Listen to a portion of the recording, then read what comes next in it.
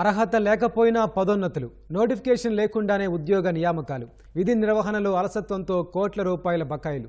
ఇది వైసీపీ హయాంలో కుప్పం రెస్క్యూలో జరిగిన తంతు. వైసీపీ పెద్దలు ఆడిందే ఆట, పాడిందే పాటగా 5 ఏళ్ల పాటు సాగిన కార్యకలాపాలతో రెస్క్యూ భవిష్యత్తు ప్రశ్నార్థకంగా మారింది.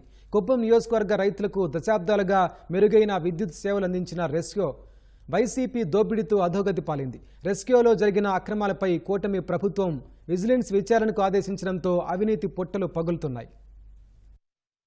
చిత్తూరు జిల్లా కుప్పం నియోజకవర్గం పరిధిలోని వ్యవసాయ, గృహ అవసరాలు, పరిశ్రమలకు మెరుగైన విద్యుత్ అందించే లక్ష్యంతో 1982లో కుప్పం గ్రామీణ విద్యుత్ సహకార సంస్థ రెస్కోను ఏర్పాటు చేశారు. విద్యుత్ లైన్లు ఆధునికీకరించడం, దీన్ దయాళ్ ఉపాధ్యాయ యోజన కింద కేంద్ర సాయంతో ఒక్కో రైతుకు ట్రాన్స్ఫార్మర్ ఏర్పాటు చేసి నాణ్యమైన విద్యుత్ అందించారు. ట్రాన్స్కో నుంచి విద్యుత్ కొనుగోలు చేసి అతి తక్కువ ధరకే నాణ్యమైన విద్యుత్ అందించిన రెస్కో చంద్రబాబు ముఖ్యమంత్రిగా ఉన్న సమయంలో గణనీయమైన ప్రగతి సాధించింది. 5 కోట్ల రూపాయల మిగులు నిధులతో జెన్కో, ట్రాన్స్కో సంస్థలకు ఎలాంటి బకాయిలు లేకుండా లాభాల బాటలో నడిచింది.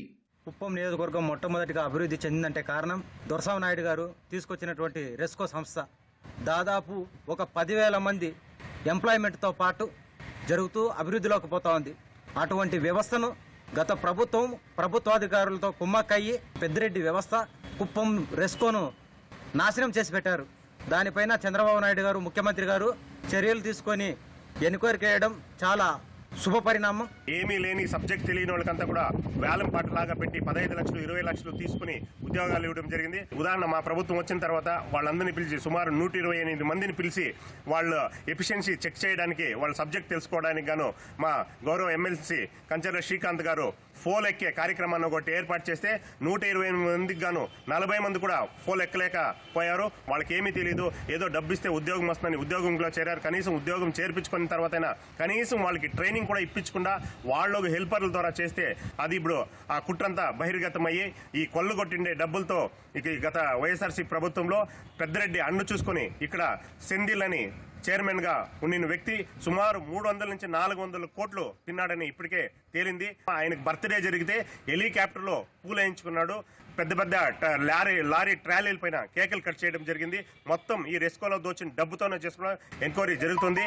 ఎక్కడున్నా దానికి సహకరించిన అధికారులు గానీ రెస్కో చేయడం గానీ వదిలే ప్రసక్తే లేదు. వైసీపీ అధికారంలోకి వచ్చాక కుప్పం గ్రామీణ విద్యుత్ సహకార సంస్థ అక్రమాలకు నిలయంగా మారిపోయింది. మిగులు బడ్జెట్తో లాభాల బాటలో ఉన్న రెస్కో ప్రస్తుతం ఉద్యోగులకు జీతాలు చెల్లించలేని స్థితికి దిగజారిపోయింది. 2019 నుంచి 2024 వరకు రెస్కో చైర్మన్ గా బాధ్యతలు నిర్వహించిన వైసీపీ నేత సెంథిల్ కుమార్ రెస్కోను భ్రష్టు పట్టించారు. విద్యుత్ శాఖ మంత్రిగా ఉన్న పెద్దిరెడ్డి రామచంద్రారెడ్డి అండతో సెంథిల్ కుమార్ ఇష్టారాజ్యంగా వ్యవహరించారు. ఒక్కో పోస్టుకు 30 లక్షల రూపాయల చొప్పున దండుకొని అర్హత లేకపోయినా ఉద్యోగాలు కట్టబెట్టారు. నోటిఫికేషన్ లేకుండా ఒప్పంద ప్రాతిపదికన 122 మందిని అక్రమ పద్ధతిలో నియమించారు. ట్రాన్స్ఫార్మర్ కొనుగోలు, శాశ్వత ఉద్యోగుల పదోన్నతుల్లోనూ అక్రమాలు చోటు చేసుకున్నాయి. డిప్లొమా చేసిన వ్యక్తికి ఎండీ స్థానం కట్టబెట్టారంటే రెస్కోలో అవినీతికి అద్దం పడుతోంది.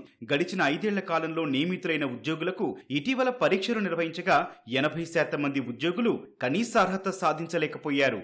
ఈ వ్యవస్థ మన పెద్దిరెడ్డి రామచంద్రారెడ్డి అనుచరులతో మొత్తం ఎన్నో ఏళ్ల నుంచి దాచిపెట్టిన ట్రాన్స్ఫరాలు కానీ, వ్యవసాయ పరికరాలు కానీ ఇవన్నీ కూడా తక్కువ రేటుకు అమ్మేసి డబ్బులు కోట్ల కొద్దీ కొల్లగొట్టిన రామచంద్రారెడ్డి అనుచరులు కానీ, సెంధిల్ గారు కానీ మొత్తం కొన్ని వేల కోట్లు ఉద్యోగాల మబ్బులో కోట్లు కుమ్మరించుకొని లెక్కలు లేకుండా చేసిన రెస్కో దాన్ని మన చంద్రబాబు నాయుడు ఇన్క్వైరీ చేసినారు. కాబట్టి ప్రత్యేక రైతుల తరఫున ప్రత్యేక ధన్యవాదాలు తెలుపుతున్నాను. పాత ట్రాన్స్ఫర్లను రిపేర్ చేస్తూ దాంట్లో అనేక అక్రమాలకు పాల్పడినారు. పాతను చూపించి కొత్త బిల్లులు పెట్టుకుంటున్నారు. అర్హత లేని వ్యక్తులందరూ తీసుకొచ్చి ఉద్యోగాలు కల్పిస్తూ వాళ్ళ దగ్గర 10 లక్షలు 20 లక్షల డబ్బులు వసూలు చేసి అక్రమాలకు పాల్పడినారు. కుప్పంలో జరుగుతున్నటువంటి విచారణలో ఎవరైతే అవకతలు పాల్పడినారో వాళ్ళ మీద చర్య తీసుకోవాలని కోరుకుంటున్నాం. రెస్కోలో జరిగిన అక్రమాలపై చేతులు మారిన ముడుపులపై కూటమి ప్రభుత్వం విజిలెన్స్ విచారణకు ఆదేశించడంతో ఉద్యోగుల్లో వణుకు మొదలైంది. సహకార సంఘాల అదనపు రిజిస్ట్రార్ శ్రీలక్ష్మిని విచారణాధికారినిగా నియమించింది. ఆమె ఇటీవల రెస్కోలో రికార్డులు పరిశీలించారు. 2019-24 సంవత్సరపు ఆడిట్ నివేదికతో పాటు విద్యుత్ సరఫరా, సంవత్సరాల వారీగా బడ్జెట్ వివరాలు, జనరల్ బాడీ సమావేశాల మినిట్స్ పుస్తకాలు, సిబ్బంది నియామకాలు, పదోన్నతుల వివరాలు సేకరించి విచారణ చేపట్టడంతో అక్రమాలు వెలుగులోకి రానున్నాయి. రెస్కో రెస్కోలో అక్రమార్కులను వెళ్లగొట్టి పూర్తిగా ప్రక్షాళన చేయాలని రైతులు కోరుతున్నారు.